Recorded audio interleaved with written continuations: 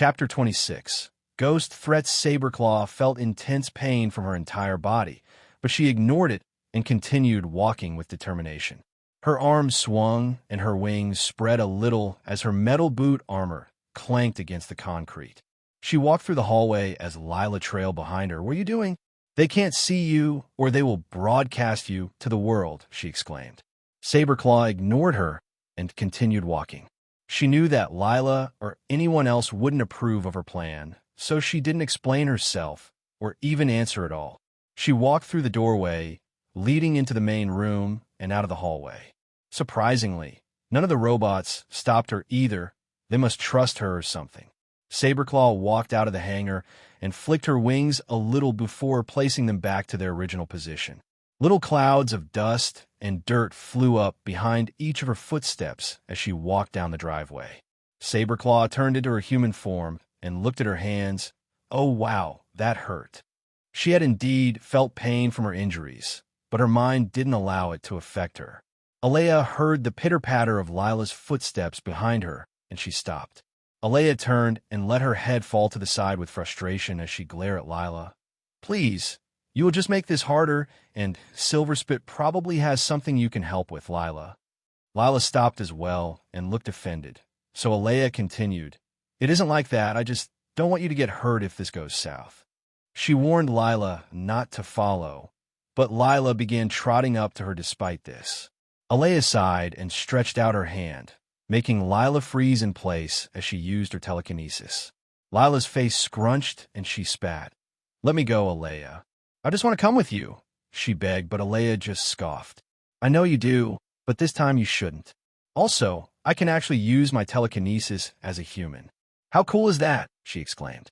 Aleah let Lila go, but the human finally got the message and stomped back to the base.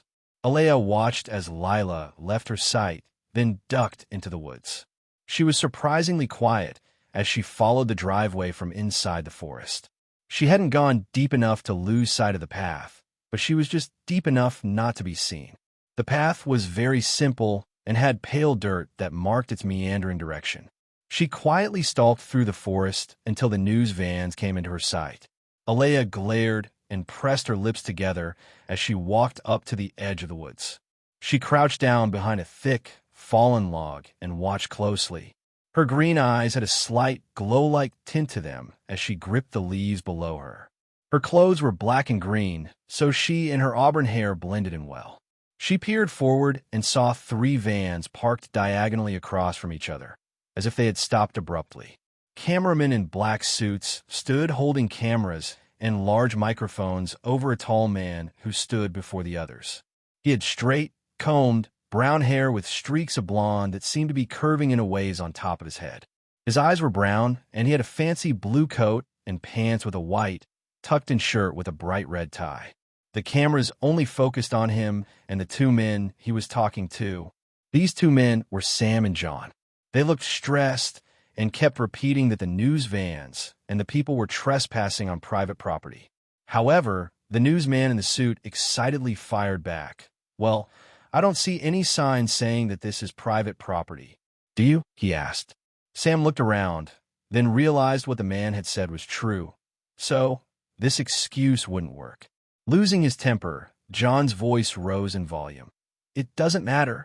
We don't want you here, so leave before I call the police and file a harassment report." He seemed very annoyed and frustrated.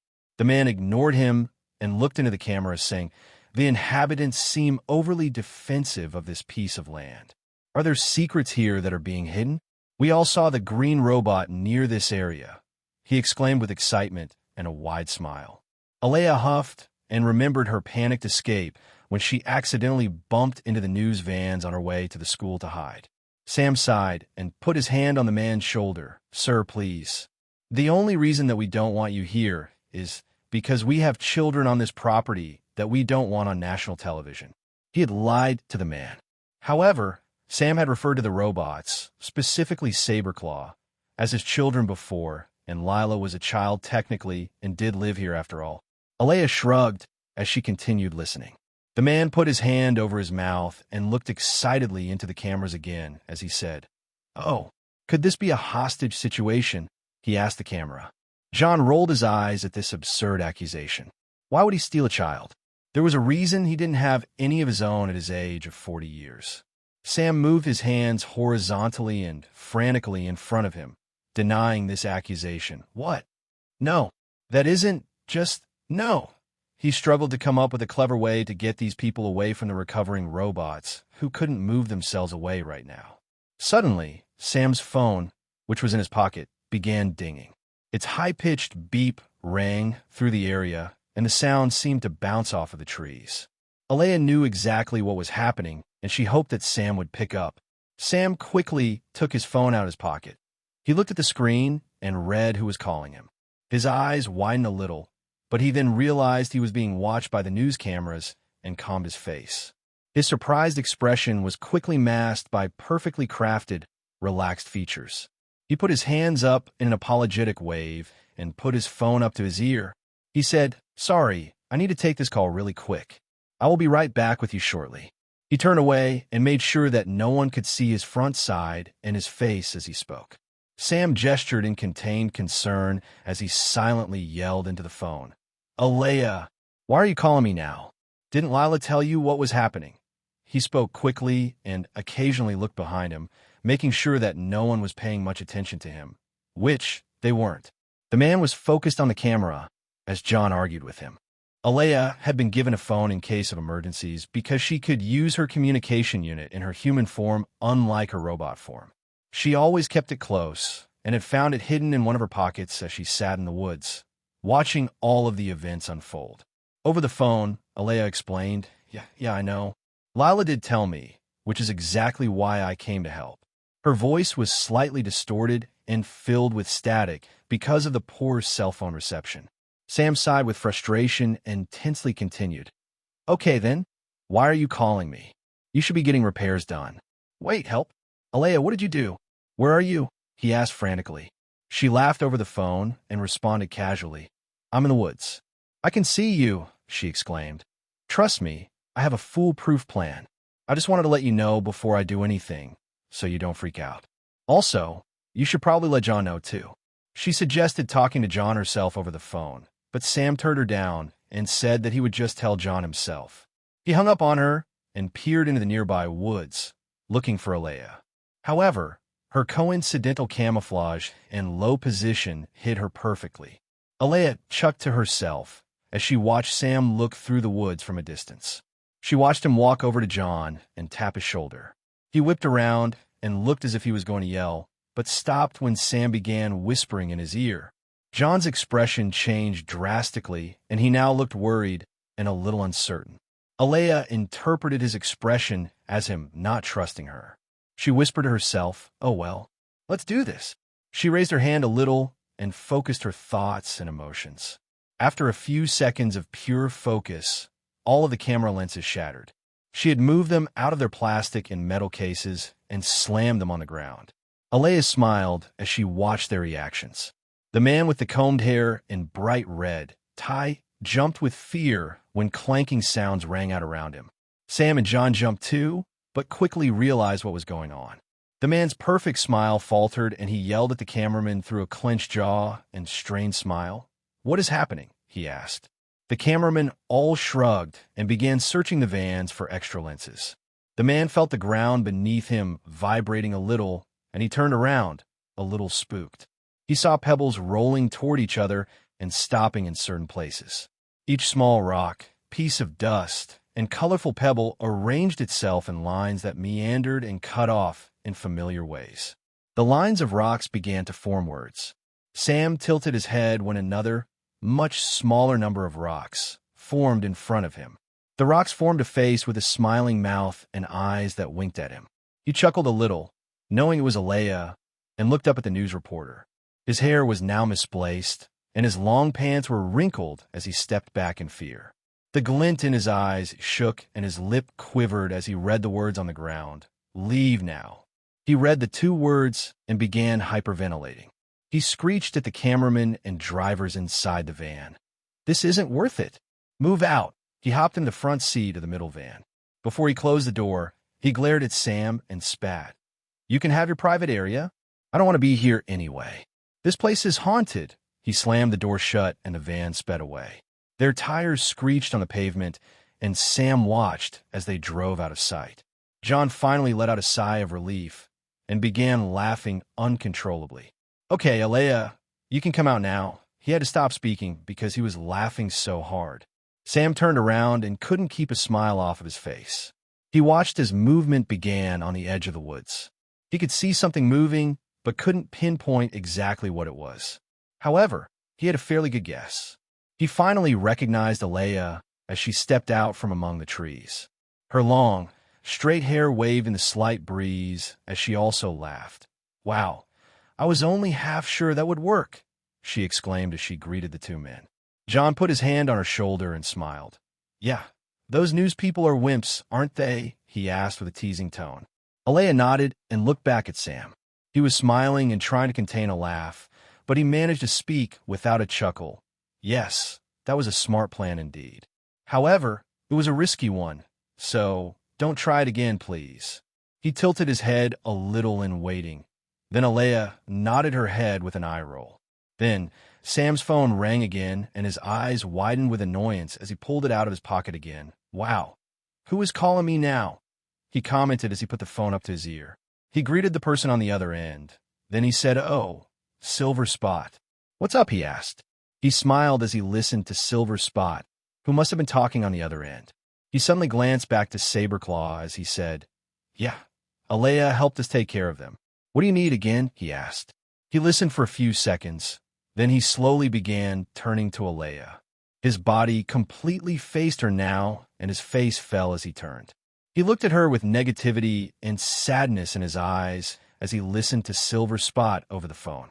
Aleah's face darkened as well, but she was more curious about what his expression meant than anything else. She questioned, "What is it? Why are you looking at me like that?" She chuckled awkwardly. Aleah took a step backward as she wondered, and John also tilted his head.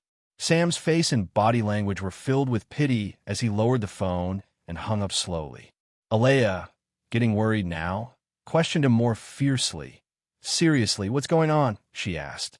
He frowned and nodded his head slowly, and she got a sinking feeling that something had gone terribly wrong.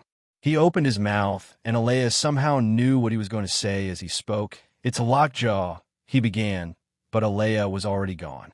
Her sneakers kicked up dirt as she bolted down the driveway, human tears welling in her eyes. Such thing had never happened before, but apparently it was possible in her human form. Sam and John began to follow her, but they were nowhere near as fast as her. Her bounds carried her about 2 feet per stride, and she ran as fast as she could go. She slid to a stop as she quickly cleared the whole driveway. She rushed into the hangar, and nothing seemed different, except for complete silence. Usually, there was at least a distant conversation. Her head snapped to the side, guiding her body into the long hallway with many doors on its walls. Watery drops rolled down her cheeks as she ran down the hallway. The lights blurred from her teary eyes, but cleared when she changed back into Saberclaw. Her metal boots clattered against the concrete floor as she slowed to a stop.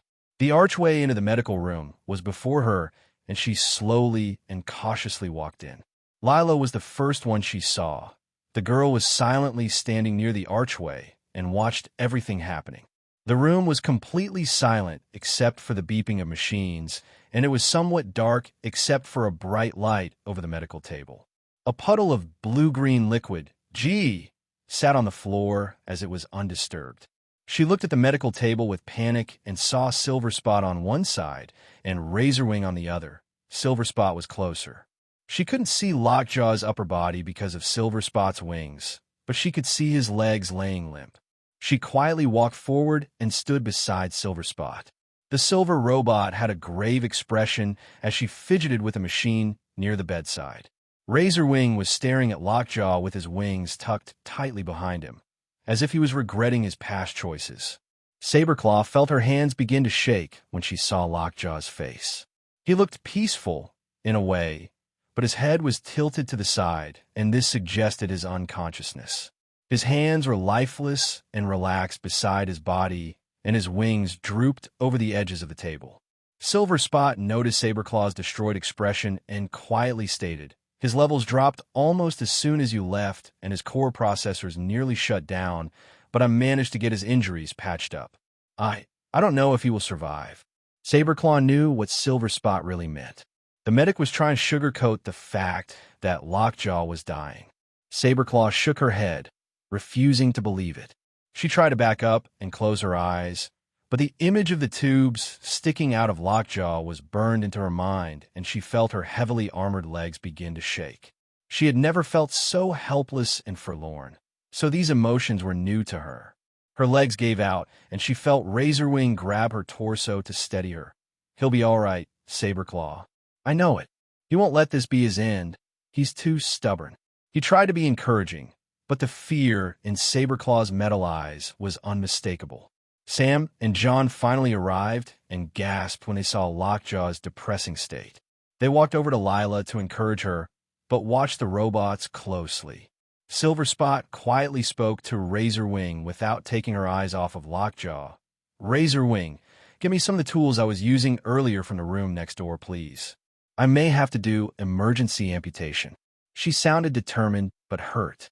She needed to stay strong because she was the one who was supposed to be able to save her patients. However, she had lost people on her operating tables before, and her biggest fear was losing Lockjaw. If he died, it would devastate the whole team, especially Saberclaw, and their most powerful soldier probably wouldn't be able to fight for months. Razorwing patted Saberclaw's arm slightly and released her. She stumbled, but managed to steady herself as he left the room. Aleah walked up to Saberclaw and tapped her armored boot lightly, just enough to get her attention. Saberclaw didn't take her eyes off of Lockjaw, but Aleah knew she was paying attention.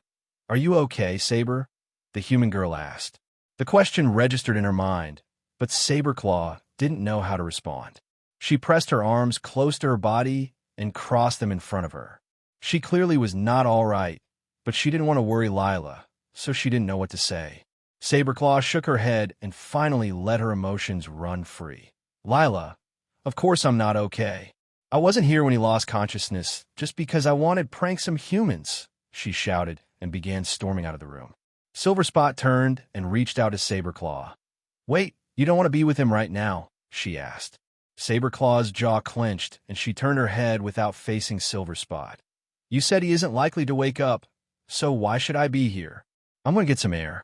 Her harsh tone reverberated off of the walls and seemed to cut into everyone.